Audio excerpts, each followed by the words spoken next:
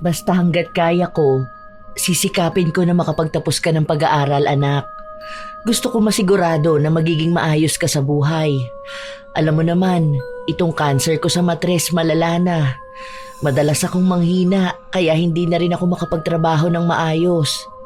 Hindi ko alam kung hanggang kailan na lang ang buhay ko. Pero huwag ka mag-alala dahil hanggat nandito ako, may kakampi ka. Kahit na ako lang ang tumataguyod sa'yo, sisiguraduhin ko na mabibigyan kita ng magandang kinabukasan. Promise ko rin po sa inyo, ma, na pagbubutihin ko ang pag-aaral ko.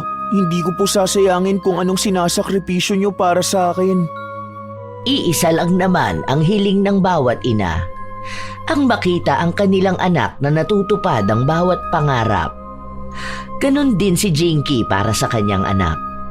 Ngunit paano rin kung ang sisira ng pangarap na yon ay ang isang guro na dapat ay siyang gumagabay at nagtataas ng kumpiyansa ng bata?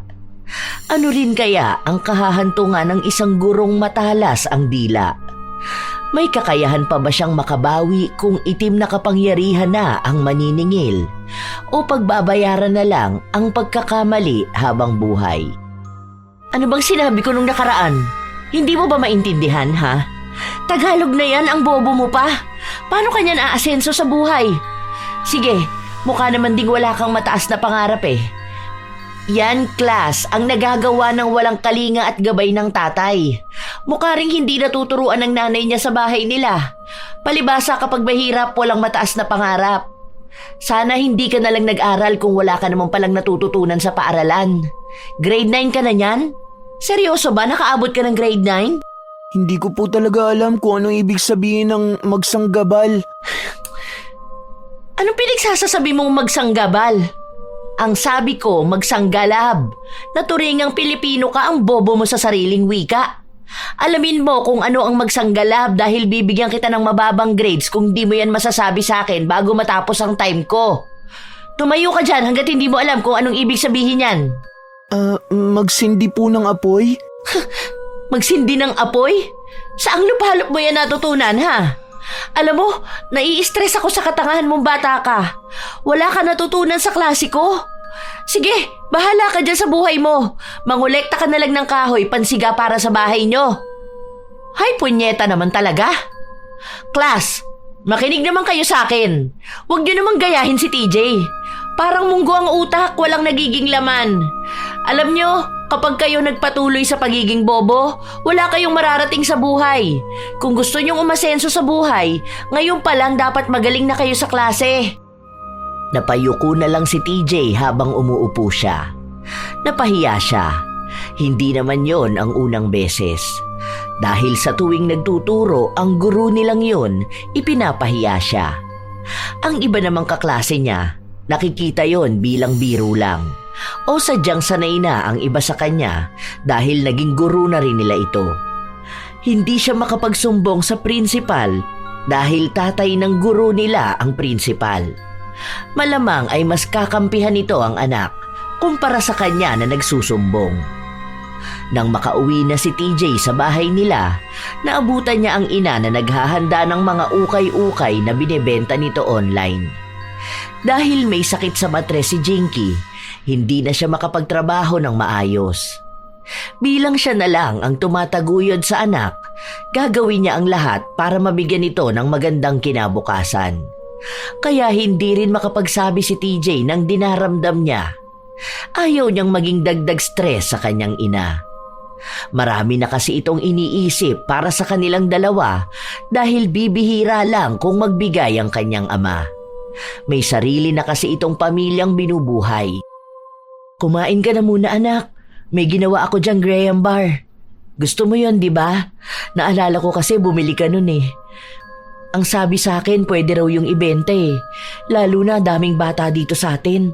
Dagdag na lang din sa pinagkakakitaan ko. Sige po, ma. Bihis lang po ako saglit. Okay ka lang ba? Bakit parang nakasimangot ka dyan? Ang dami mo bang ginawa sa school? Opo eh. Walang gana ang bata na pumasok sa loob ng kwarto. Nagbihis siya pero sadyang tamad na tamad siya. Sobrang bigat ng nararamdaman niya dahil araw-araw niyang iniisip ang sinasabi sa kanya ng guro. Paulit-ulit na bumubulong sa kanyang utak ang mga biro na tunay na nakakasakit sa kanya. Bata pa siya masyado para matanggap ang ganong klaseng puna. Sa mga araw na lumipas, walang nangyayaring pagbabago sa buhay ni TJ. Sa tuwing nakikita siya ng guro, sa labas man ng klase nito o sa mismong klase, nagmimistulang naging paborito siya nitong kutsain. Dumating na naman ang klase ni Madam Abalos. Klase na kalbaryo para kay TJ. Ginagamit ang nang, as in N-A-N-G, kapag tinutukoy ay ang noon o mga salitang inuulit. At kung gagamitin din ito sa unahan ng pangungusap, katulad na lang ng nang tumakbo si Nena. Ibig sabihin, nang na may A dahil nasa unahan siya ng pangungusap. Isang halimbawa kapag inuulit ang salita, tumakbo ng tumakbo. Kita nyo? Nang na may A kasi inuulit ang salita. Hindi siya gagamitan ng NG lang. Ikaw TJ, tumayo ka. Yes po, teacher. Ano ang ginagamit sa salita na ito? Nang na may A o nang na NG? Umulan ng malakas. NG po, teacher. Sigurado ka ba dyan sa sagot mo? Opo. Yun! Ang galing! Ang talino mo sana kung hindi ka bobo. Umupo ka na dyan. Hindi mo iniintindi ang sinasabi sa'yo. Nang na may A dahil nga nagsasabi ito ng paraan at sumasagot sa paano. Paano umulan? Malakas, di ba? Umulan ng malakas. Nang na may A. Sige, isa pang sample. Magbigay ka, TJ. Teacher, ako po ulit? Ano bang sabi ko? Tinawag kita, di ba? Bingi ka rin pala? May depekto na tenga mo? O baka nagpapalit ka na ng pangalan dahil tinipid masyado kaya ginamitan ng 2 letra lang? Magbigay ka ng sample. Ayoko nang inuulit, ha?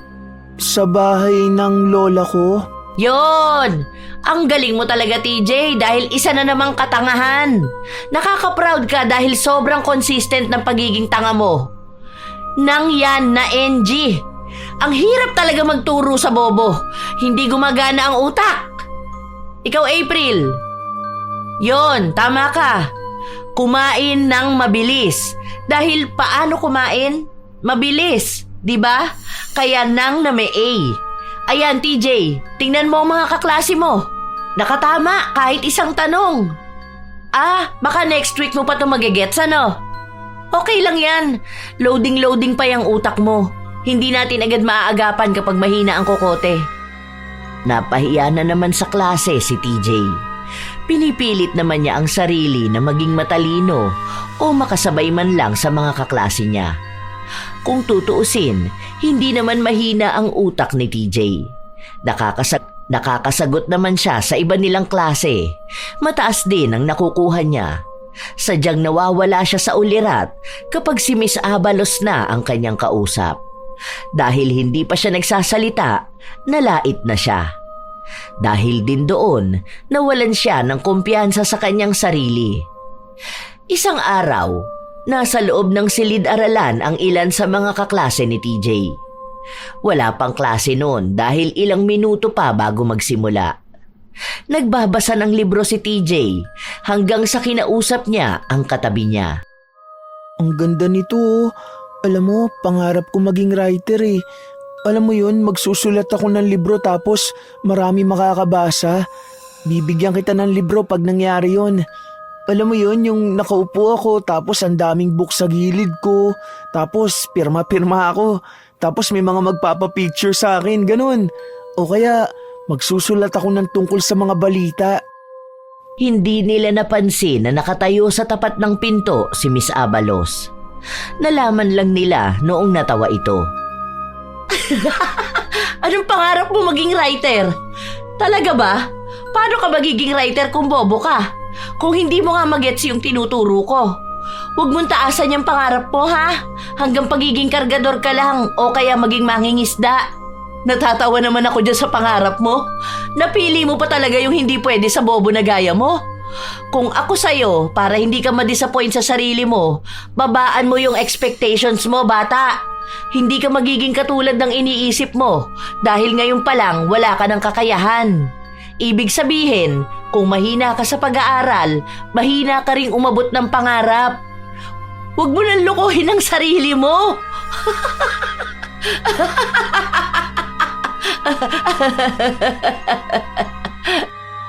Umalis si Miss Abalos habang tawa siya ng tawa. Matagal ng pangarap ni TJ na maging manunulat. Suportado naman siya ng ina, pero ngayon mukhang hindi na. Tumatak na sa utak niya ang sinabi sa kanya ng guro. Gabi-gabi niya yung iniisip. Naiiyak siya pero hindi niya ipinapakita sa ina. Dahil ayaw niyang mag-alala ito sa kanya.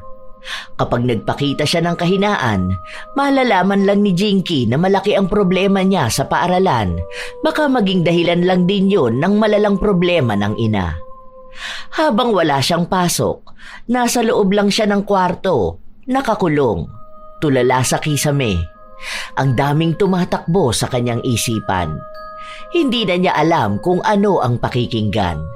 Para bang gusto niyang umiyak pero walang luha. Gusto niyang sumigaw pero wala siyang boses. Ilang sandali pa, kumatok ang kanyang ina. Hindi ka lalabas? Akala ko ba pupunta ka sa pinsan mo? Ayoko po ma, wala akong gana. Tinatamad po ako makipag-usap sa kahit kanino. Tinatamad din ako magkikilos. Gusto ko dito lang sa bahay nakahiga. Okay ka lang ba talaga? Kung may problema ka, pwede natin pag-usapan. Nakita ko yung mga notebook mo na pinagsusulatan mo ng kwento. Bakit punit-punit na at nandun sa basurahan? Ayoko na nun ma, wala naman yung kwenta eh. Bakit walang kwenta? Ang ganda kaya ng mga yun. Pinabasa ko nga yun sa tita mo tuwang-tuwa kaya siya. Ang sabi pa nga niya, ang talino mo raw kasi nakakaisip ka ng mga ganun. Sayang naman yun. Ilang taon na yan nandyan sa'yo. Yaan nyo na po yun ma, inaantok na po ako. Iidlip lang muna ako. Hindi na, huwag ka nang umidlip dyan. Ilang minuto na lang kakain na Hinihintay ko na lang kumulo yung ulam, kakain na tayo. Bumangon ka na nga dyan. Tingnan mo, hindi ka pa naliligo. Hindi mo binuksan tong bintana mo, ang dilim ng kwarto mo. Kahit na walang gana si TJ, sinunod niya pa rin ang sinabi ng kanyang ina. Ayaw niya ng liwanag. Ang gusto niya lang, nakakulong sa loob ng kwarto habang ang buong paligid niya ay madilim. Dahil ganon ang nararamdaman niya. Madilim ang mundo niya. Ganon ang pakiramdam niya ng ilan pang mga linggo. Ang dating bibo at masiyahin na bata, naging tahimik, madalas na mag-isa. Ang dating hilig niyang pagbabasa ng libro, itinigil na rin niya. Lahat ng nagpapasaya sa kanya, hininto niya. Kahit sa ibang subject na dating aktibo siya, nawala na siya ng gana. Dahil wala na siyang kumpiyansa sa sarili. Hanggang sa dumating ang araw na nakita ng kanyang ina ang kanyang grado. Bumaba ata ang grades mo, anak ka. Ano nangyari? Nahihirapan ka ba? May project ka bang hindi na ipapasa? Hindi na kasi kita nakikitang gumagawa ng kung ano-ano Sabi pa sa akin ng advisor mo, minsan daw, tulala ka sa klase. Kaya ang akala niya may problema tayo sa bahay. Alam kong hindi ka okay. Sabihin mo sa akin. Ayoko nang mag-aral ma, stop na lang po ako. Tapos tulungan na lang kitang magtinda ng ukay. Ha? Bakit mo naman naisip yan? Hindi ka pwedeng huminto sa pag-aaral. Ito na nga lang edukasyon ang maipapamana ko sa'yo. Para kung sakali man na mawala ako sa mundo, alam ko na may maganda kang kinabukasan. Ganun din naman po yun, di ba? Magtatrabaho pa rin naman ako pagkatapos ko mag-aral. Bakit kailangan ko pa magtapos? Ayoko na po mag-aral Ano bang problema sa school nyo? May nambubuli ba sa'yo ron? Gusto na lang po kitang tulungan, ma. Para hindi ka na mahirapang buhayin ako. Sige na, ma. Maglalako na lang po ako ng paninda. Hindi pwede. Ayoko na ganito lang ang trabaho mo. Mahirap ang buhay. Hindi ako mapapanatag kapag alam kong mas lalo kang maghihirap. Kung may problema ka sa school, Sabihan mo ko. Ako kakausap doon. Pero huwag kang titigil sa pag-aaral, ha? Di ba may usapan na tayong dalawa na gusto kong umakyat ng stage? Tapos promise mo pa sa akin, gagawin mo yon. Ngayon ba sinasabi mo na hindi ka natutupad ng promise mo para maging masaya ako? Para makapagsuot ako ng magandang dress sa stage? Pigil ang emosyon ni TJ. Gusto niyang sabihin sa ina ang nangyayari pero pinipigilan siya ng takot. Mahirap lang sila kaya baka ipahiya lang ang kanyang ina. Baka mas lalo itong mag-isip ng kung ano-ano, maging dahilan pa para lalong lumala ang sakit niya. Baka mapaaga pa ang pagkawala nito. Dahil gusto ng ina na magpatuloy siya ng pag-aaral, pumasok pa rin sa paaralan si TJ. Kahit halos wala na siyang gana sa buhay. Ang pakiramdam niya, para siyang nakalutang sa dagat at inaalon lang sa kung saan. Walang pangarap. Kung hindi lang dahil sa ina, hindi siya papasok. Nag-aalala na rin si Jinky, lalo pat naging malulungkutin ang anak. Pumunta siya ng paaralan at kinausap ang prinsipal. Baka lang naman po pwedeng mamonitor yung anak ko. Para po kasing may problema sa mental health niya. Alam niyo na, bata, hindi makapagsabi ng maayos. Kular ang anak mo, di ba? Hindi ka nagbabayad ng tuition? Bakit naman iniisip mong magiging espesyal ang tingin namin sa anak mo? Hindi ko naman po sinabi na maging special ang anak ko. Ang sinasabi ko lang, baka naman po pwedeng kahit paano mamonitor ang mga bata. Baka mamaya may pinagdaraanan sila. Bilang may mga guru dito, pangalawang magulang ng mga bata, baka lang po matulungan nila yung mga estudyante. Gaya po ng anak ko. Gaya po ng anak ko. Ang alam ko lang, maayos ang lahat ng guro dito. Kung may nakikita man silang kakaiba sa bata, sinasabi naman nila yon.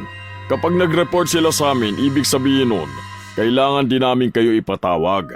Pinatawag ka po ba? Hindi naman, di ba? Ibig sabihin, kung gagamitan ng common sense, kung meron ka man nun ha, walang nangyayaring masama sa anak mo. Sana yun din ang intindihin mo. Saka lahat kami rito busy. Baka naman gusto mong gawing kinder ang anak mo na kailangan mong bantayan kahit nagkaklase. Bakit hindi yung anak mo ang kausapin mo? Dahil baka kayo naman na may mali. Baka sa bahay nyo. Baka hindi nyo napalaki ng maayos ang bata. Tapos ngayon parang pinapalabas nyo, school ang may kasalanan. Madam, ang pagdidisiplina sa anak ginagawa sa bahay, ha? Disiplinado po ang anak ko. Iba naman po ang concern ko eh. Para naman pong hindi nyo pinakikinggan ko anong sinasabi ko. Hindi naman din mahirap intindihin yun. Madam, madaling intindihin ang sinabi ko. Use your common sense po. Hindi lahat ng bagay ipapaliwanag sa'yo para maintindihan mo, ha? Kung ayaw mo sa school namin, lumipat kayo ng ibang school. Ilipat mo ang anak mo. Basta kaya ng budget mo. Kahit na naiinis si Jinky, hindi niya maaway ang prinsipal. Umuwi na lang siya ng bahay nila. Wala pa rin siyang nakikitang palatandaan kung ano ba talagang nangyayari sa anak niya. Kahit naman anong kausap niya rito, hindi nagsasabi sa kanya. Ayaw niya ring pilitin ang bata. Naiintindihan niya rin na sa ganong edad, nahihirapan talaga ang mga kabataan na maglabas ng saloobin nila, kaya kinikimkim nila kung ano man ang pinagdaraanan nila. Kinabukasan, matapos ang pakikipag-usap ni Jinky sa prinsipal, nakarating din kay Miss Abalos ang nangyari. Kaya halata na naman kung sino ang pinag-iinitan. Ano to, TJ? Bakit ganito lang ang score mo sa exam? Nag-review ka ba?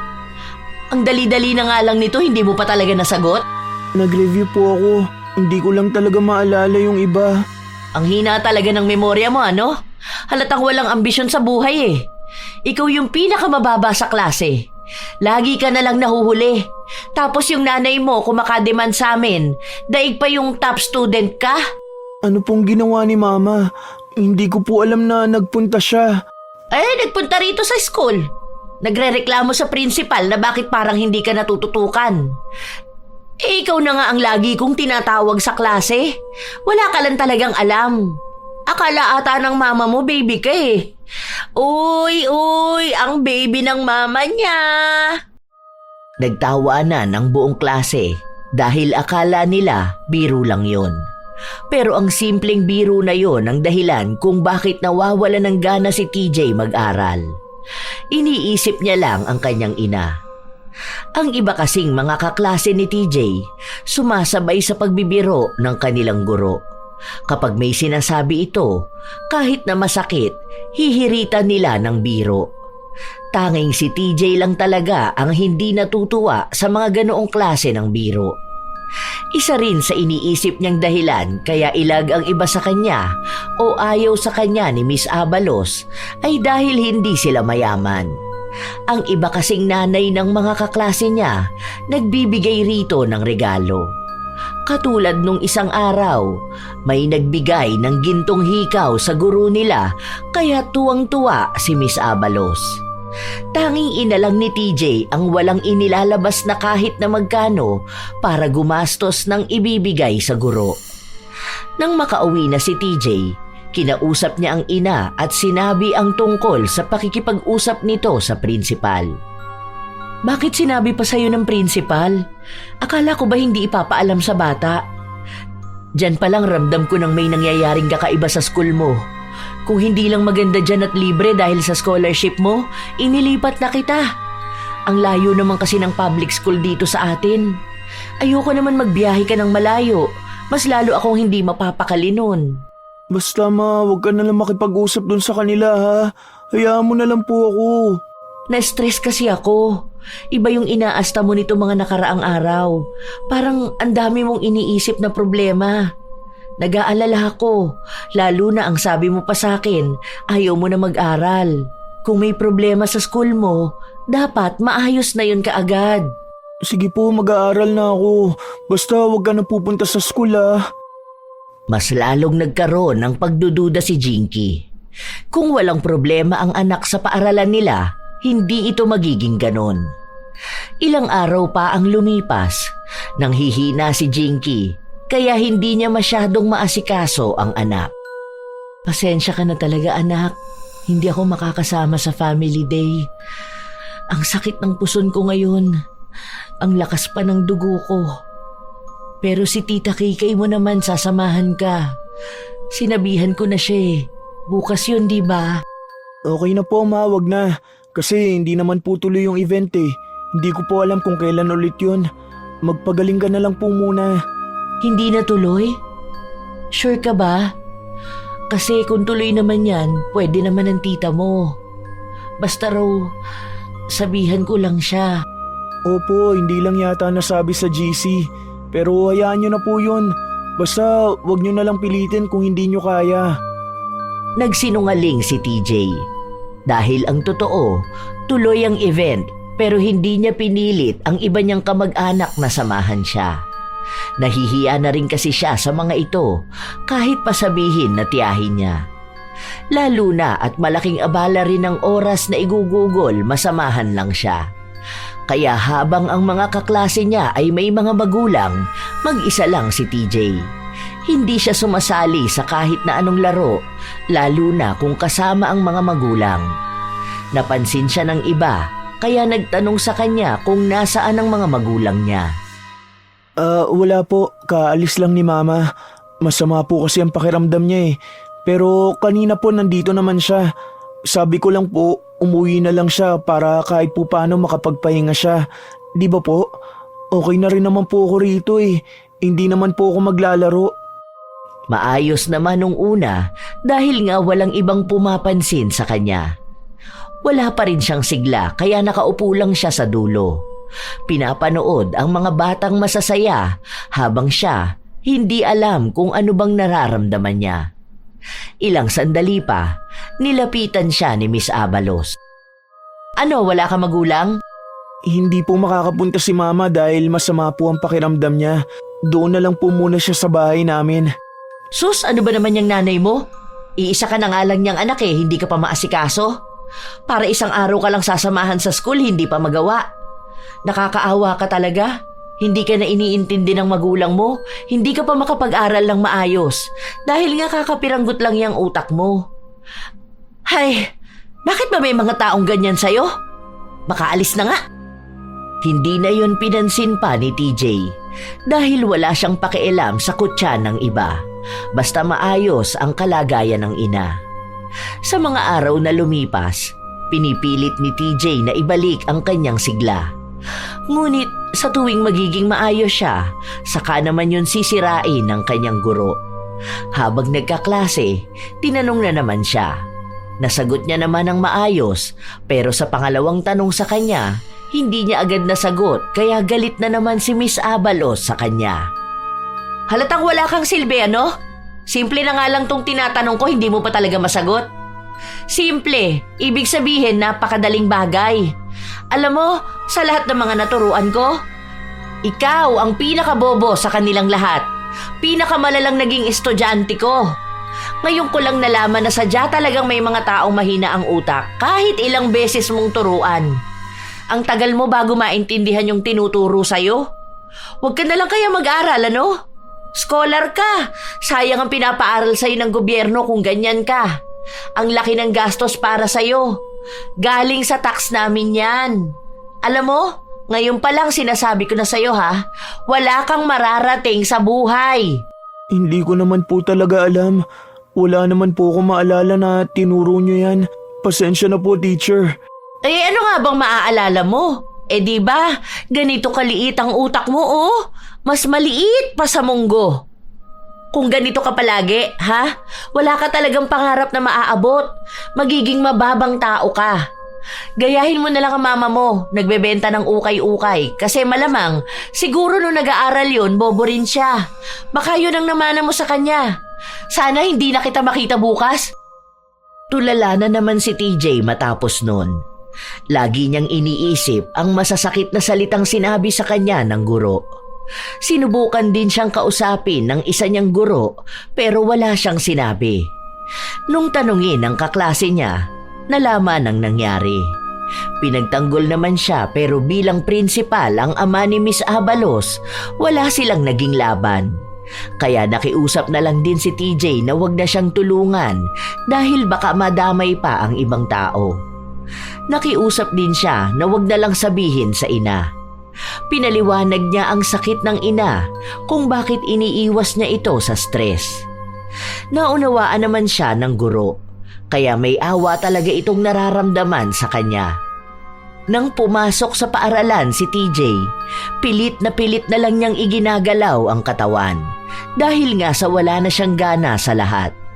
Kahit yata mabuhay ay wala na siyang gana. Habang umaandar ang oras, parang mas lalo siyang bumabaon sa kinauupuan niya. Hanggang sa dumating na naman ang oras na kinatatakot niya. Klase na naman ng malupit niyang guro. At sa kanya na naman nakatuon ang atensyon nito. Oh, ang kapal naman ng mukha mo magpakita pa sa klase ko. Ano, buong araw nakabubuhan na naman ang ipapalaganap mo? Gusto ko lang pong mag-aral. Aral-aralan yan? Nagtawanan ulit ang buong klase. Ganun lagi ang buhay ni TJ. Hanggang sa isang araw, wala siyang pasok sa paaralan.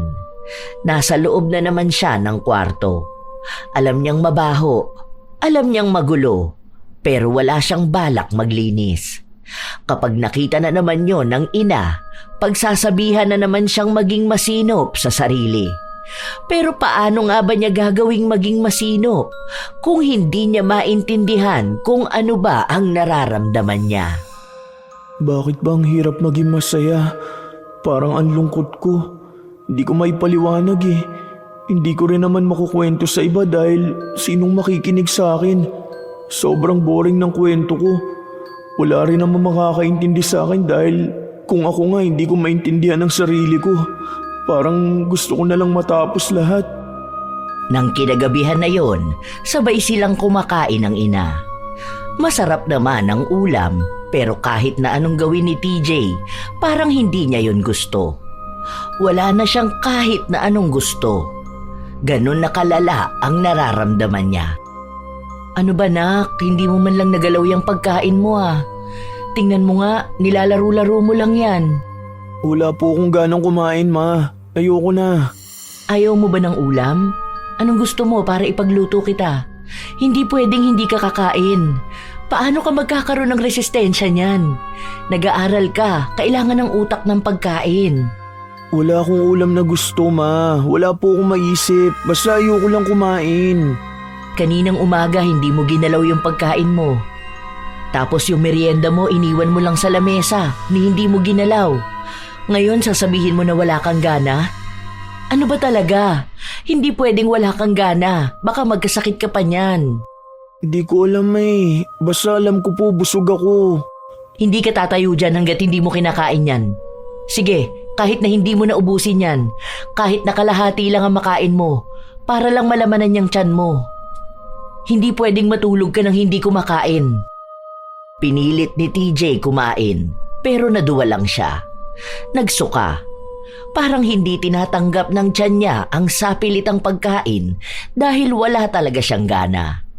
Naging problemado ang ina dahil hindi nga siya kumakain. Ang lamlam pa madalas ng mga mata. Hindi nag-aayos ng sarili. Walang pakialam sa buhay. Isang araw, habang wala si TJ at nasa paaralan, pumasok sa loob ng kwarto ang kanyang ina. Hay, ang batang yun talaga. Napakakalat ng kwarto. Oh, may bulok na prutas pa rito. Ito yung merienda na bigay ko sa kanya nung nakaraan. Nabulok na lang dito, hindi man lang kinain. Gulo-gulo pa ang mga damit, ang dami pang buhangin ng higaan. Kaya pala ayaw akong papasukin sa kwarto niya. Ganito pala kagulo, karumi at kakalat. Pagsasabihan ko nga yan mamaya. Alam niya naman na ayokong pinababayaan niya ang kwarto niya. Pero kung magulo ang kwarto niya, ibig sabihin daw nun magulo ang utak. May nabasa ko na baka anxiety o depression. Ay naku naman, huwag naman sanang makaranas ng ganun ang anak ko. Nakakatakot na kondisyon pa naman yun. Nilinisan na lang ni Jinky ang kwarto ng anak. Habang nagliligpit siya, may nalaglag na papel mula sa gabundok na mga damit ng anak. Nang pulutin niya ito, tila ba isang liham na nakakabahala ang laman. Napapagod na ako. Hindi ko na alam kung hanggang kailan tong gulo sa utak ko. Ayoko nang pumasok sa school dahil lagi na lang akong pinapahiya ni Sir Teresa Abalos. Lagi niyang sinasabi sa akin na isa lang din akong dagdag na salot sa mundo. Wala akong maitutulong kapag tumanda ako dahil pabigat ako. Hindi ako matalino, hindi rin ako magaling sa kahit na anong bagay. Dapat wala na akong pangarap kahit halata naman na hindi ko matutupad yun. Hindi ko na alam. Ang daming bumubulong sa utak ko. Kahit gabi hindi ako makatulog. Parang sinasabi sa akin na tapusin ko na lang tong buhay ko. Na baka nga wala akong kwenta. At kung wala akong kwenta, bakit kailangan ko pa magpatuloy sa buhay? Konti na lang. Baka nga tama na. Gusto ko na sumuko. Hindi mapakali si Jinky matapos niyang basahin ang isinulat ng anak.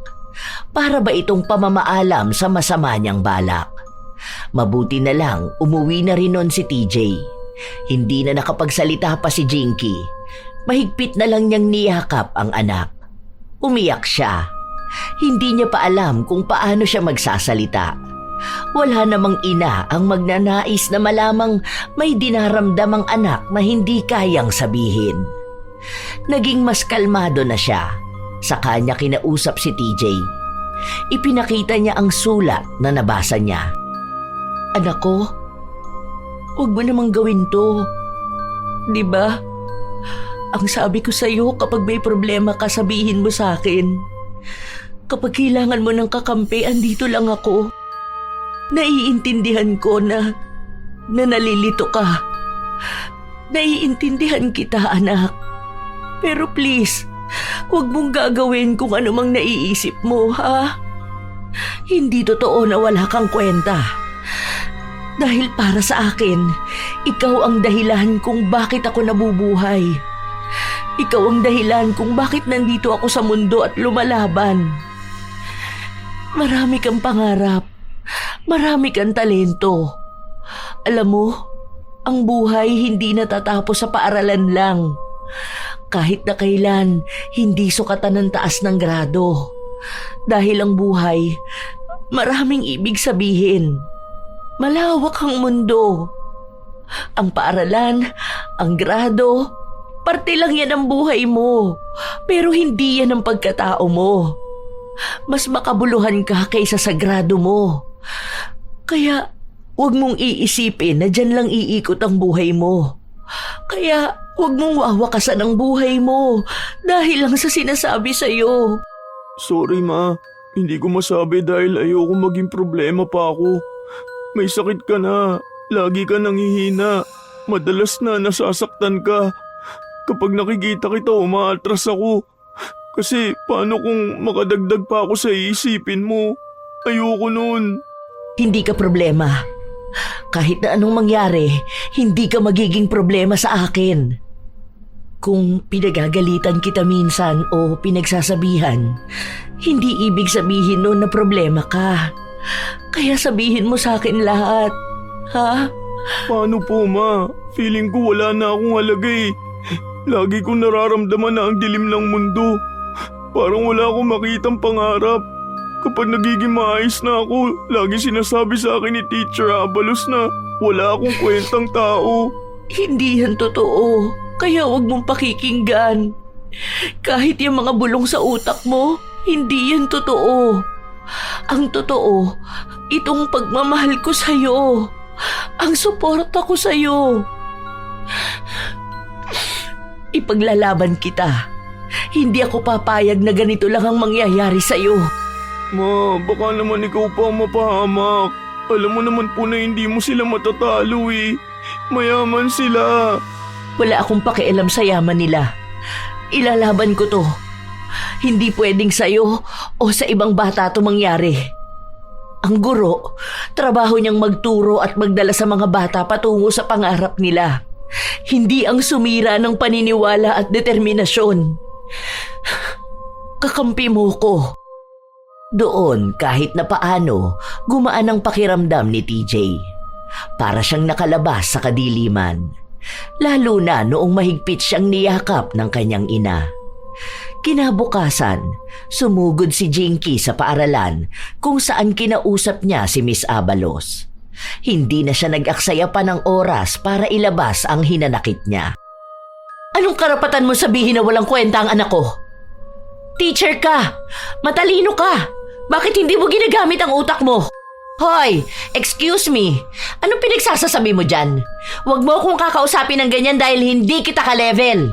Hindi talaga, dahil isa kang mababang uri ng tao. Alam mo, ang taong nagsasabi ng walang kwenta sa isang bata, siya ang totoong walang kwenta. Dapat alam mo kung anong epekto ng mga salita mo sa bata. Nag-aral ka, di ba? Hindi mo yun alam? Makapasang awa ka lang nun. Walang naiwan sa kukote mo. Hindi ko kasalanan kung walang utak ang anak mo. Dapat ikaw ang dumidisiplina sa kanya. Ikaw ang nanay niya, di ba? Kaso mukha namang napabayaan mo rin siya eh. Palibasa, wala kang asawa. Wala ka rin namang asawa. Wala kang anak. Hindi ka kasi pwede maging magulang. Bukod sa wala kang kwentang tao, wala ka ring respetong maituturo sa anak mo. Feeling matalino ka eh. Kung magkakasalubong tayo sa labas ng school, magmumukha kang luka-luka. Hay, hindi ko sasayangin ang oras ko makipagtalo sa mababang uri ng tao. Ipaglaban mo kung ano yung gusto mo ipaglaban. Bahala ka sa buhay mo.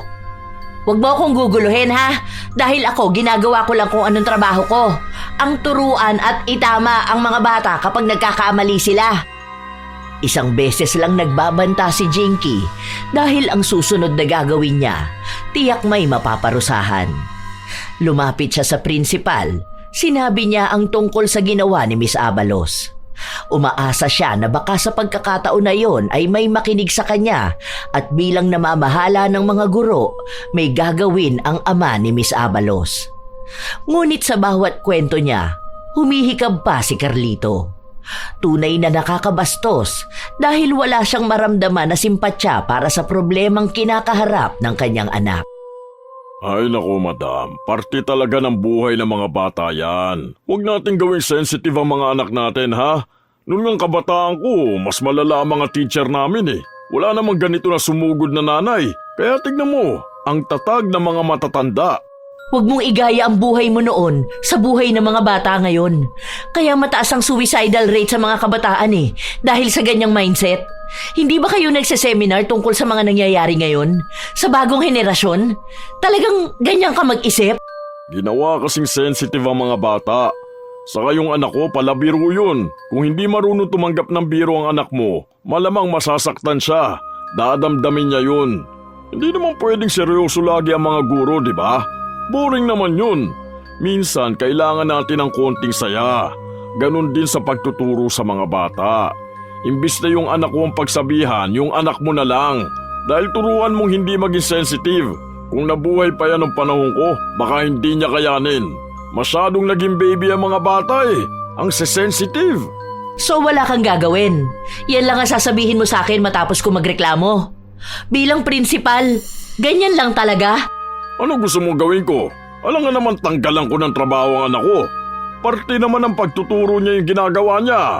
Ikaw rin kasi, para naman tumalino ang anak mo, turuan mo rin. Ah, okay. Alam ko na ngayon kung saan nagmana ang anak mo. Tama nga sila. Kapag walang kwenta ang magulang, malaki ang chance na walang kwenta ang anak.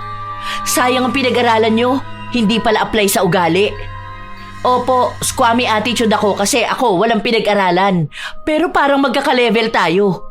Hindi pala, mas mababa pa kayo. Nakaka-disappoint. Ganitong teacher ang pinupuri kada Teacher's Day. Hindi naman bayani. Walang pakialam si Jinky kung nagalit niya ang principal. Dahil ngayon na alam na niya ang ginawa sa anak niya, wala siyang aaksayahin na oras para gantihan ang mga ito. Hindi na siya papayag na minsan pang iisipin ng anak na wakasan ng buhay dahil lang sa hindi makatarungang salita ng tinaguriang guro. Nang makauwi na si TJ, kinausap ito ng ina. May nakausap na ako. Tutulungan daw nila tayong lumapit kay Sir Raffy Tulfo. Irereklamo natin yung teacher mong walang ya, saka yung tatay niyang konsentidor. Dapat lang managot sila sa mga kasalanan nila. Baka sa susunod ibang bata naman ang ganyanin nila. Ma, wag na. Nahihiya po ako. Maharap ako dun, mamaya maipakita pa sa TV. Makikita yun ng mga tao kahit na matagal na. Ayoko nun. Mabubuli lang lalo ako. Pag-uusapan nila ako. Ang malala pa po, baka pagtawanan nila ako. Huwag na yun, ma.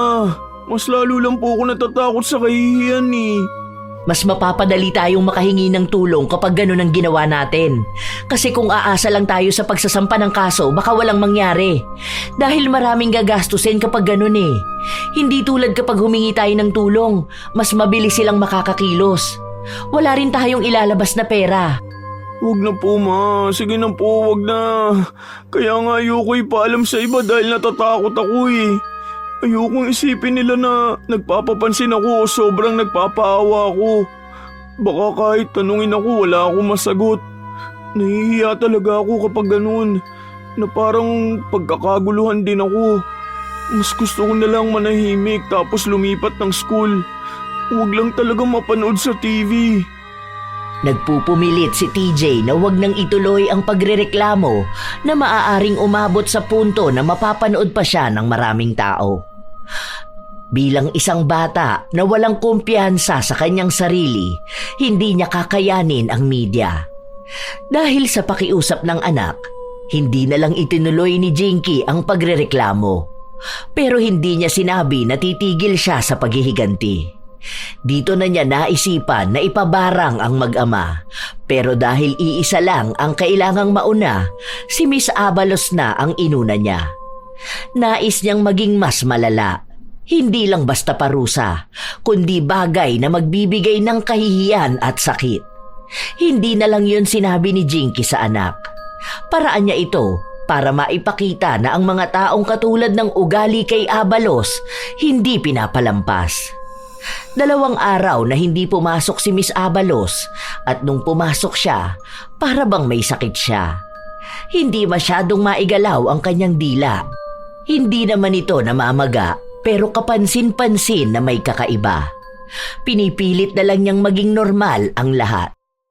Nasaan yung assignment niya? Ano po yun, ma'am? Hindi mo ako naiintindihan? Anga ka? Ang sakit ko yun yung dila ko. Bisit kasi ko, di lang ako intindihin.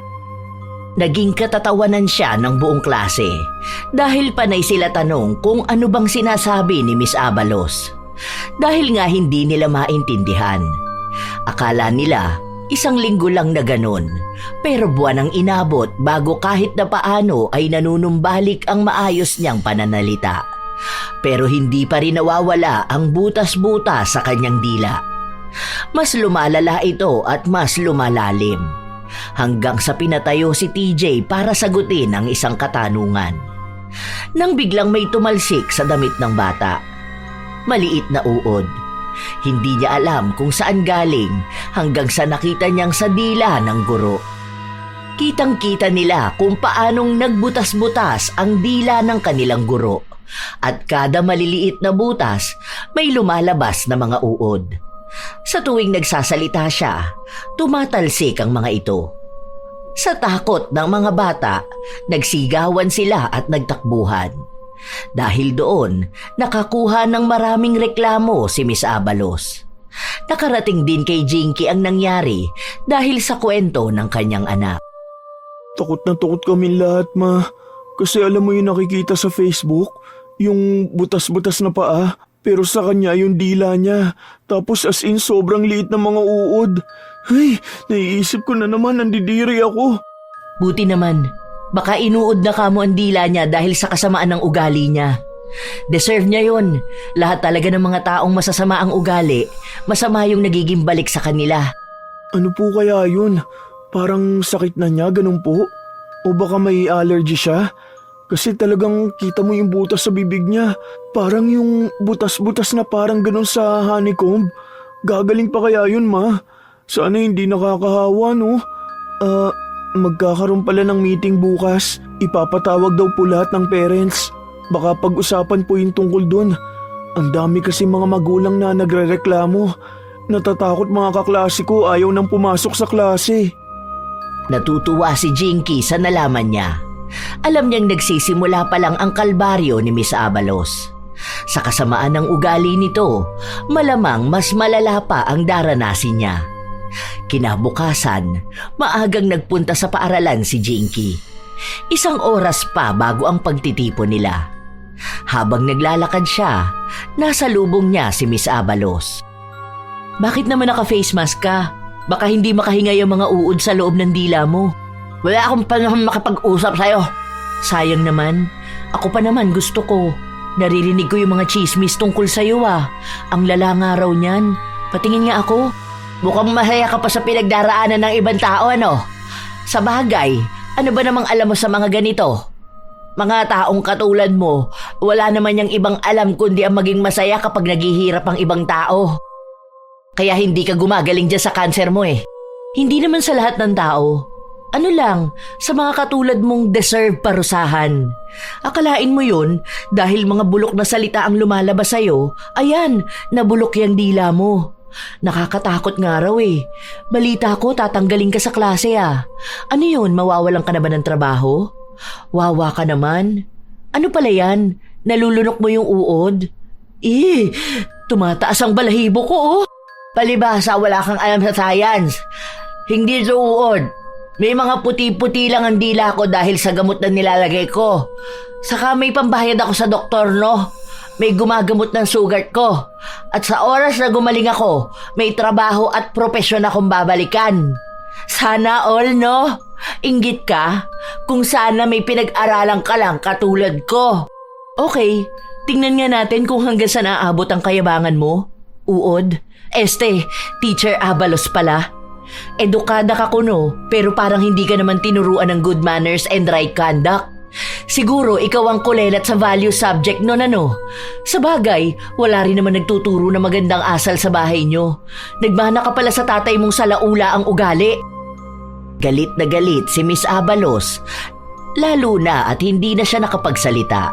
Umalis na agad si Jinky. Noong araw din na yon, nagsimula ang pagtitipon. Maraming mga magulang na sumang-ayon na alisin na si Miss Abalos. Lalo na kung may kakaiba itong sakit. Dahil may kaya sa buhay at mayayaman ang mga magulang ng mga bata, likas na may kaartehan sila. Iniisip nila na baka mahawa ang kanilang anak at sila pa ang mahirapan. Naroon din naman si Miss Abalos para ipagtanggol ang sarili niya. Mga mami, huwag po kayo matakot ha. Ito po nakuha ko may bigyan certificate sa ospital. Naggagamot na po ako. May operasyon ako sa susunod na linggo. Isinasaad rito na hindi nakakahawa ang sakit ko. Hindi sa pagtalsik ng laway o anuman. Saka po, walang katotohanan na may uod ang dila ko. Walang lumalabas. May isang bata lang talaga ditong sinungaling at gawa-gawa ang kwento. Kung totoo ang sinasabi mo, bakit hindi mo pa ipakita ang dila mo? Kayo ba, papayag kayo na hindi paniwalaan ng mga anak nyo? Siguro naman lahat ng mga bata na yan nakita mismo ng mga mata nila na nakakadiri ang dila ng teacher nila, di ba? Sige, kung totoo man na walang uod na lumalabas sa butas-butas na dila mo, bakit hindi mo tanggalin ang face mask mo? Pakita mo sa amin ngayon, oh! Wala kang malaking ambag sa school, kaya hindi mo ako pwedeng utusan. Wala naman mangyayari kung ipapakita ko, di ba? Baka kapag nakita mo, mapahiya ka lang din. Okay lang mapahiya ako. Basta masigurado kong nakita talaga naming lahat na totoong maayos yung dila mo. Hindi yung baka mag-overthink kami na uuwi ang mga anak namin na may nakakapit na uod sa kanila dahil tumalsik galing sa dila mo. Sasagot pa sana si Miss Abalos, ngunit nagsalita ang ibang mga magulang. Hiniling nila na ipakita nga ang dila ng guro. Dahil paano sila magtitiwala sa papel na ipapakita niya kung hindi niya patutunayan mismo na walang dapat na ipangamba ang mga magulang. Takot na takot si Miss Abalos kaya hindi niya maipakita. Humingi siya ng kaunting oras. Nagpaalam siya saglit at sinabi na maglalagay lang muna siya ng gamot. Nagpalusot pa siya na hindi raw pwedeng mahanginan ang dila niya dahil dapat lagi itong basa. Tumakbo siya sa opisina ng ama.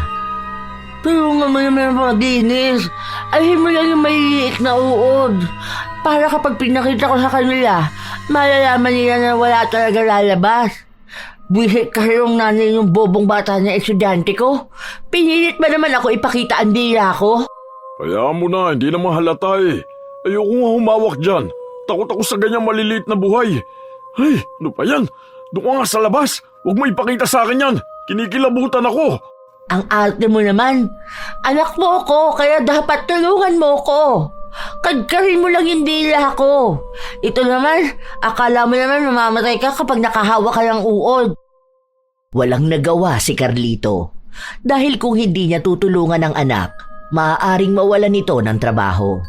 Baka mahirapan pang makapasok sa ibang paaralan. Nang masigurado nilang wala na ang mga uod, saka bumalik si Miss Abalos sa silid-aralan kung saan ipinakita niya ang kanyang dila. Kadiri, ang tataba ng mga uod. Anong uod? Layo ka ba? Walang uod ang dila ko. Kung ano-anong chismis yung pinagsasasabi mo. Galit na galit ang mga magulang na may halong takot at pandidiri. Nagsigawan din ang mga bata at lahat sila ay umalis ng silid-aralan. Ang naiwan lang sa loob ay sina Jinky at Miss Abalos. Doon lang din kasi napagtanto ng guro na may lumabas na 3 malulusog na uod mula sa dila niya. Kasunod nun ay ang paglabas ulit ng maliliit pa mula sa butas-butas ng kanyang dila. Buhit naman talaga. Saan ba lang gagaling ko mga to? Hindi ko maalis. Walang iya. Bakit ba kasi ang dami ng tao? Ako pa ang nagkaganito. Buisit! Buisit! Ganyan pala talaga ang itsura niya, no? Ang sayo pala tignan kapag nagdurusa ng malalayong taong masama ang ugali. Ano pa bang ginagawa mo dito, ha? Masaya ka na ba na nakita mo? Siguro, grabe ang kademonyohan mo kaya masaya ka sa paghihirap ng ibang tao. Nakangiti ka pa dyan? Di wala ka man lang simpatya sa akin? Kung hindi naman dahil ka sa pagpupumilit mong tanggalin at ipakita ko, hindi naman to mangyayari sa akin. Alam mo kung bakit andito pa rin ako? Kasi gusto ko makita kung paano ka nahihirapan. Gusto ng mga mata kong makita mismo kung paano ka nagdurusa. Kasi yan mismo ang gusto kong mangyari sa'yo. Hindi mo na ako kailangan tanungin dahil tuwang-tuwa ako. Nagsisimula na yung parusa mo. Hindi na naghintay pa si Miss Abalos dahil umalis na rin siya sa harapan ni Jinky. Sa paglipas ng mga araw, nawala na nga ng trabaho si Miss Abalos. Ang balita na lang na nakuha nila, kusa na raw itong umalis dahil maraming estudyante ang lumipat ng paaralan.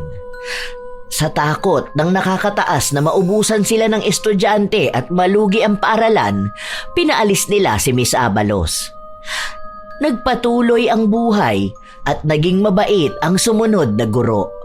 Doon, naging masigla na ulit si TJ. Nakikita na ang pagiging aktibo niya sa pag-aaral. Hindi na siya katulad noon na takot magkamali. Dahil kahit na magkamali siya, maayos siyang tinuturuan ng kanilang guro. Hindi ipinapahiya, hindi ginagawang katatawanan. Isang araw, walang pasok sa paaralan si TJ. Lumabas silang mag-ina kung saan nakita nila sa labas si Miss Abalos. Nakakaawa siya, no, ma? Kaso ang narinig ko, kasi yung mama ng kaklase ko nakikipag-usap doon sa isa pang babae. Ang pinag-uusapan nila na si Teacher Abalos daw po, siya, parang nagtuturo sa online. Kaso lang, tinatanggal din yata siya kasi yung tinuturuan niya ayaw na mag-aral. Kaya yun, wala na rin yatang gustong kumuha sa kanya kahit tutor lang. Yan din yung nabalitaan ko. Hayaan mo siya. Kasalanan din naman niya kung bakit siya nagkakaganyan. Kung ano yung masama niyang ginawa sa iba, yun din ang babalik sa kanya. Tapos mukha namang mapagmataas pa rin siyang tao. Hindi siya humihingi ng tawad sa iba. Tingnan mo na nga lang yan, nangaaway pa siya ng waiter. Kaya nabubulok ang dila niya dahil yung dila niya mismo ang nagiging dahilan para makasakit siya ng kapwa.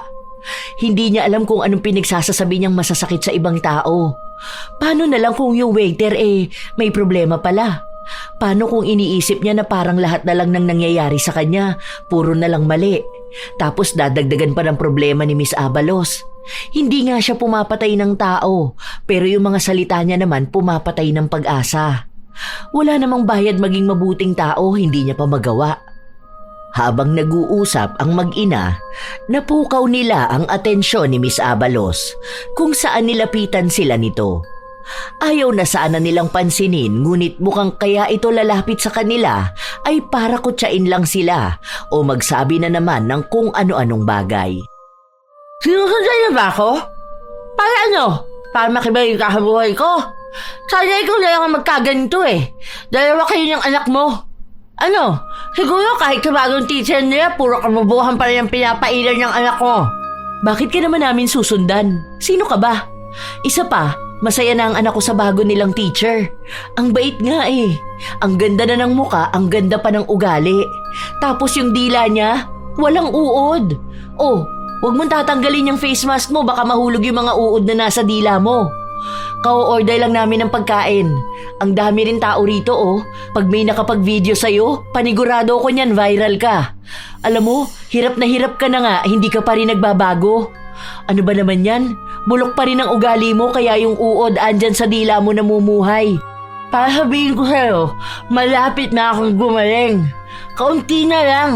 At kapag ako gumaling, talagang makikita mo. Babalik ako sa dati. Kasi ako, matalino ako. Ibig sabihin, pwede ka maging teacher ulit. Sige, sabi mo yan Basta ang alam ko, walang kwenta ang talino ng isang tao kung palpak naman ang ugali niya. Pero buhay mo naman yan sa kapagdurusa mo naman yan. Labas na kami dyan. Kaya kung anumang mangyayari sa'yo ngayon o sa hinaharap, bunga yan ang mga ginawa mo sa nakaraan. Sabi nga nila, kung masama ang tinanim mo, huwag kang aasa na aani ka ng kabutihan. Ilang linggo pa ang nakalipas. Normal na buhay lang para sa mag-ina. Habang nagsusumikap sa buhay si Jinky, siya namang pagsisikap din ng anak sa pag-aaral. Nakikita naman ni Jinky na talagang masigla ang anak. Masiyahin na ulit ito, hindi katulad noon na parang pagod na pagod ito at hindi man lang ngumingiti. Bilang isang ina, masaya siyang nanunumbalik ang sigla ng anak. Hanggang sa malapit nang matapos ang taon ng pag-aaral ni TJ. Ibig sabihin ay tutungtong na siya sa 10 baitang. Isang hapon, umuwi si TJ at sinabi niya sa ina na pinatatawag ito ng prinsipal dahil nais siyang makausap. May sinabi ba sa'yo kung bakit daw? Wala naman po, pero ang sabi niya sa akin, importanteng araw po yun. Gusto niya na nga ngayon pero sabi ko na hindi po pwede ngayong araw kasi ngayon po yung gamutan mo. Kailangan mo magpahinga. Hindi alam ni Jinky kung para saan, pero nagpunta pa rin siya ng paaralan. Nang pumasok siya sa loob ng opisina, nakita niya roon si Miss Abalos. Matagal na itong wala sa paaralan, kaya hindi niya alam kung bakit naroon. O baka dahil ama nito ang prinsipal. Wala naman siyang pakialam kay Miss Abalos. Depende na lang kung pinatawag siya dahil dito. Tungkol ba saan tong pagpapatawag sa akin? Tungkol ba to sa anak ko o tungkol lang sa kung ano? Ito kasing anak ko. Ang sabi niya may nakausap siya. At ang sabi sa kanya mukhang pinapakulam siya. At ano naman ang kinalaman ko dun? Hindi ako albularyo. Mukha kasing ikaw lang ang may kakayahan na gawin to sa akin. Kaya pagsasabihan na kita ha, ipaalis mo ang kulam na to sa akin bago ka pa maparusahan. Kapag ako nagpa-albularyo, tiyak ako na babalik to sa'yo. Baka hindi lang dila mo ang uurin. Baka buong katawan mo na. Hindi ako ready, sorry. Hindi ko alam na parang may audition pala rito para sa comedy bar. Nakakatawa kasi. Hindi kami nagpapatawa rito, madam ha. Kinakausap ka namin na maayos. Hindi na nga namin pinagkakalat sa ibang mga magulang Kaya ka nga namin kinausap ng pribado. Dahil nga gusto namin na sa atin na lang tong issue na to. Yung hindi na makakalabas sa ibang tao. Bakit hindi nyo ipagkalat? Takot din kayo na baka magmukha kayong tanga, no? Isipin mo yun, bigla kayong mambibintang ng tao kahit na hindi nyo naman napapatunayan. Saka kahit saan nyo naman dalhin yung chismis na yan, hindi naman kayo paniniwalaan ng mga tao. Sa panahon ba ngayon may naniniwala pa sa kulam-kulam na yan? Saka kahit sa pinakamagaling kayong albularyo lumapit, hindi nyo matutukoy kung sinong gumawa niyan sa inyo. Dahil alam namin na ikaw lang ang may motibo. Naalala ko noon sumugod ka rito dahil sa suicidal note ng anak mo, di ba? Tapos yan na ang nangyari sa anak ko. Hindi ka man lang ba naaawa? Bakit? Ang anak mo ba naawa nung panahon na may magpapakamatay na dahil sa kanya? Isa pa, patunayan niyo munang nagpakulam ako. Hanggat wala kayong patunay, wala kayong magiging laban sa akin. Sige, i-go mo na yan dyan sa albularyo. Kapag gumaling ka, congrats. Kapag bumalik sa akin, ganun talaga, di ba? Kung gagaling ka nga, wala namang gumagaling na taong masama ang ugali. Alam ko na kung anong gusto mo. Gusto mong pumahay yung anak mo at magkaroon ng maraming awards. Gusto mong magsabit ng ilang medal sa kanya. Sige, kung yan ang kapalit, tutulungan ka ng tatay ko. Wala akong pakialam sa medals o awards na yan. May ganyan man o wala ang anak ko, ayos lang sa akin basta makapagtapos siya ng pag-aaral. Hindi yan ang sukatan para maging proud ako sa kanya. Mahirap kami pero may prinsipyo ako. Kung ako man ang gumawa niyan sa'yo, hanggang sa kamatayan ko hindi ko yan babawiin. Maghanap ka ng albularyo na magtatanggal niyan dahil kahit na kailan, hindi ko yan babawiin sa'yo. Magdusa ka habang buhay dahil yan ang nararapat sa'yo. Huwag mo akong guluhin o takutin. Kahit na sa kamatayan, hindi ako takot. Huwag ka na magbatigas. Sige, pera, gusto mo? Total, mahirap ka. May sakit ka yan, di ba? Bibigyan kita ng pera para man makaya mong buhayin ng anak mo. Kaya kong buhayin ang anak ko mag-isa. Hindi mo ako mabibili. Walang kahit na anong sapat na halaga o suhol ang kapatawaran ko. Kung anong galit ko, ibinabaon ko yun sa puso ko. Masama kayong palang tao Paya-payaho lang pala tayo rito. Dapat, pati ikaw, pinaparusahan din, di ba? Madam, kung ang Diyos nga nagpapatawad ikaw pa kaya na tao lang? Huwag niyong gamitin ang Diyos. Mas kilabutan ka dyan. Masyado kayong ipokrito. Sayang, ang daming salamin dito sa opisina pero hindi nyo makita ang sarili nyong refleksyon. Wala naman saysay itong usapan natin Hindi ko rin naman kayo pwede i-educate kasi hindi naman kayo bobo. Sadyang masama lang kayong tao. Sige na, sabihin mo na lang kung ano bang gusto mo. Huwag ka na magmataas, wala ka mapapala kung ganyan ang ugali mo. Sabihin mo na para magawa na namin. Gusto mo humingi ako ng tawad sa'yo? So ayun na. Ikaw ang hindi marunong magpakumbaba. Ganyan ka pala humingi ng tawad? Ano bang gusto mo? Yung naiiyak-iyak ako? Teka, magpa-practice lang ako ng acting ha? Nakakatawa ka. Sarili mo lang ang iniinsulto mo. Mas lalo mong pinapatunayan sa akin na hindi mo deserve ang kapatawaran mula sa akin. Na wala akong dapat na maramdamang awa sa'yo. Kahit na totoo mang umiyak ka sa harap ko o lumuhod ka, hindi ako magpapatawad kung peki lang din ang salita mo. Huwag niyo na rin sanang aksayahin ang oras ko dahil wala akong pakialam sa pinagdaraanan niyo. Katulad lang din ng sinabi niyong wala kayong pakialam sa mental health ng mga bata. Nagmatigas si Jinky. Hindi siya magpapatawad kahit na anong mangyari. Hindi madadala sa salita o sa mga panakot sa kanya. Nagsabi kasi si Miss Abalos na yung anak na lang niya ang ipapakulam nila. Pero bata pa lang si TJ, may kontra na siya sa anumang gawa ng itim na kapangyarihan. Kung anumang ipagagawa laban sa kanilang mag-ina, doble ang balik nito sa taong nagpakulam. Isang araw, nabalitaan na lang niya na nagkasakit ng malala si Carlito. Hindi raw matukoy kung ano yung masakit sa kanyang tiyan. Doon na lang nabalitaan ni Jinky na gumawa ng ritual si Carlito bilang bawi sa kanilang mag-ina. Pero sa kanya tumalbog. Dahil doon, hindi na maagapan ng albularyo. Natanggal siya sa trabaho nang wala sa oras. Nagkaroon din ng sunod-sunod na kamalasan ng kanilang buhay. Naging hikahos sila sa buhay kahit na nangyari lahat yon sa loob lang ng isang buwan. Dahil hindi makapagtrabaho ang mag-ama, wala silang ibang inaasahan kundi ang kakapiranggot lang natira sa ipon nila. Matapos na maloko ng peking albularyo si Carlito at tumangay ng malaking halaga mula sa kanya. Ma, tingin mo po, karma na ni na Teacher Abalos yun? Kasi po, naririnig ko yung ibang teacher na yun ang pinag-uusapan eh. Lalo na raw po dun sa nakarma sila. Paano raw pinapakalat din nila na mangkukulam daw po tayo? Hayaan mo na sila. Buhay na nila yon. Nakulam nga raw po yung principal. Tapos ikaw sinisisi. Yun lang yung narinig ko pero di naman sila pinaniniwalaan. Kasi sinungaling daw sila at imposible na gawin mo yun. Wala namang katotohanan yun eh. Kung anong pinapakalat nila, sila na yung may mali ron. Saka wala akong panahon sa mga pagbibintang nila sa akin. Basta ang mahalaga sa akin, maayos ka na. At alam ko na kapag nawala ako sa mundong ito, magiging matatag kang abutin ng mga pangarap mo sa buhay. Wala na po kaming pasok, ma. Ano na lang po, tulungan na lang kitang kumita ng pera, ha? Maglalako na lang ako ng Graham Bar.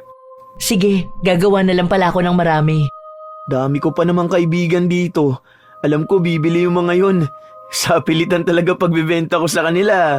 Para iipunin ko yung pera ko na yun. Para kapag pasok ka na, hindi ka na po magbibigay sa akin ng allowance.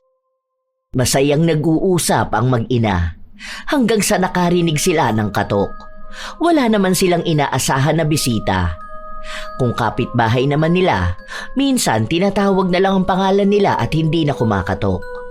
Si TJ ang nagbukas at noong makita niya ang dating guro, tinawag niya ang ina.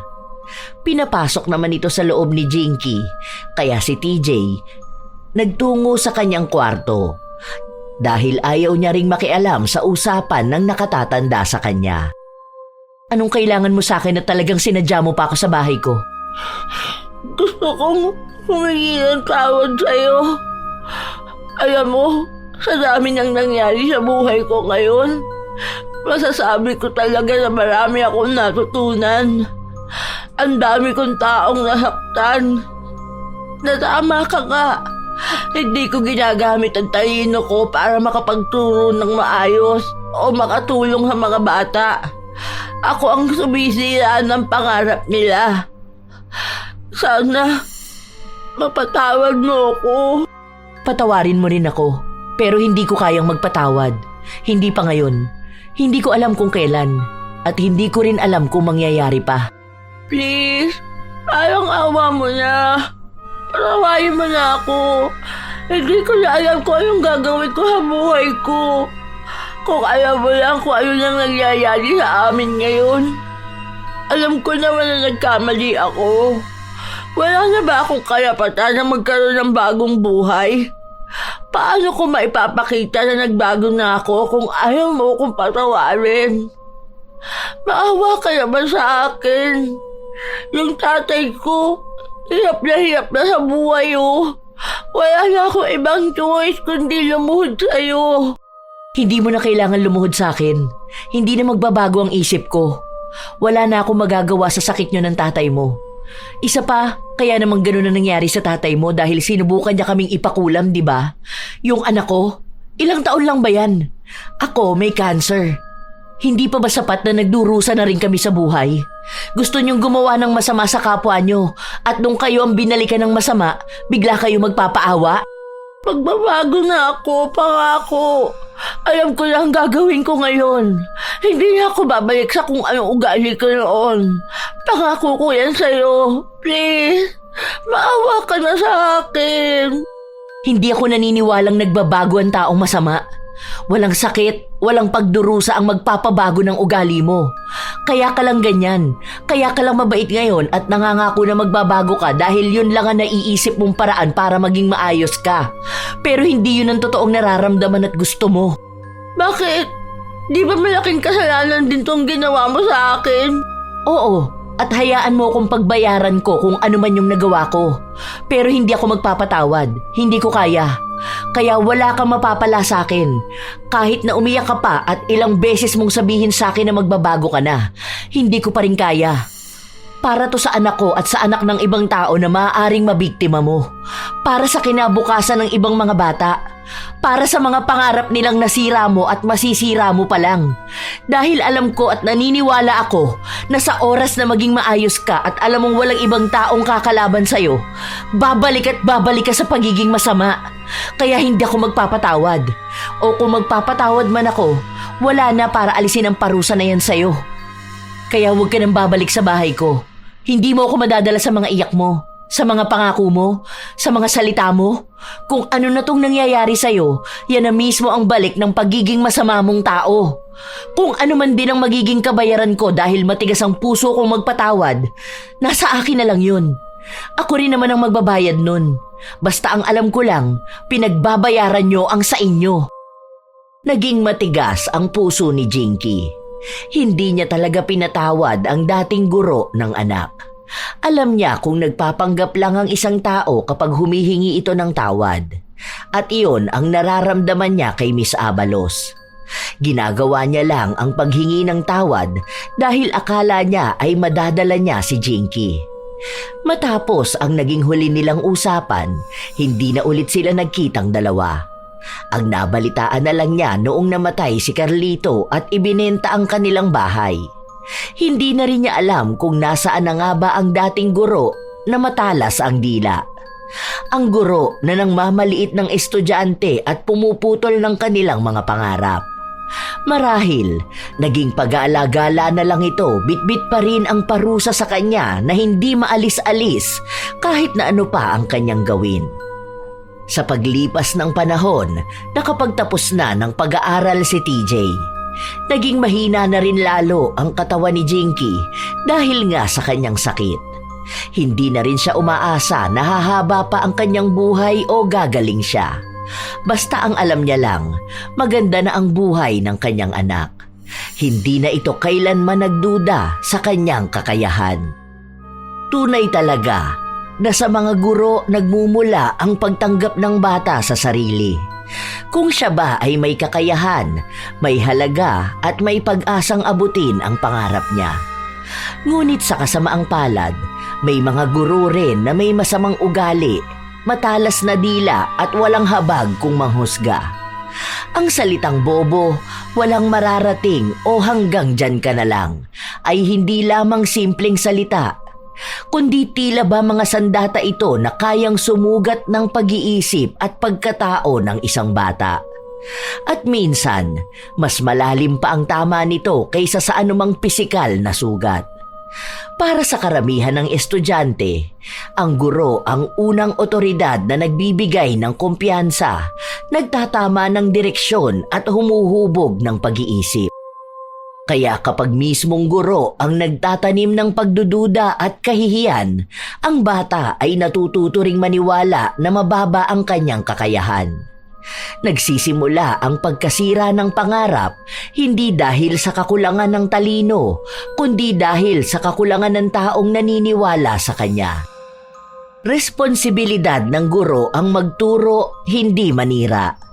Ang tunay na edukador ay nagpapalakas sa mahina, hindi nagdadagdag ng bigat sa bata. Mahalaga na ang guro ay marunong kumilala sa pagkakamali ng estudyante nang hindi ibinababa ang dignidad nito. Kapag ang guro ay gumagamit ng galit sa halip na gabay, insulto sa halip na pangunawa, nagiging hadlang siya sa pag-unlad ng bata.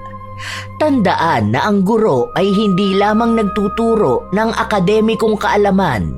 Sila rin ang unang naglililok ng kumpiyansa at pag-asa ng kabataan. Ang salitang binibitiwan nila ay kayang magtulak sa estudyante pataas o kaya ay magpatulak sa kanila pabagsak. Ang tunay na sukatan ng mahusay na guro ay hindi ang taas ng grado ng estudyante, kundi kung paano niya tinulungan ang bata na makita ang kanyang halaga at kakayahan. Nakakalungkot naman talaga isipin, mga apo, na maraming mga guro ang hindi isinasaalang-alang ang damdamin ng mga bata. At sila pa talaga mismo ang sumisira ng pangarap nila. Habang may mga guro din naman na todo ang suporta sa mga estudyante at nagiging kakampi nila. Naway walang mga bata ang magduda sa kanilang abilidad dahil bawat bata ay may kanya-kanyang kakayahan. Hindi man kasing galing ng iba, may natatangi namang galing sa bagay na pinipili nila. Kayo ba, mga apo? Anong mga masasaya at malulungkot na karanasan ninyo sa mga naging guro nyo na hindi nyo malilimutan? Maaari nyo yang ibahagi. Naway may maganda kayong aral na natutunan. Ito ang inyong Lola Telang at maraming salamat sa pakikinig nyo, mga apo.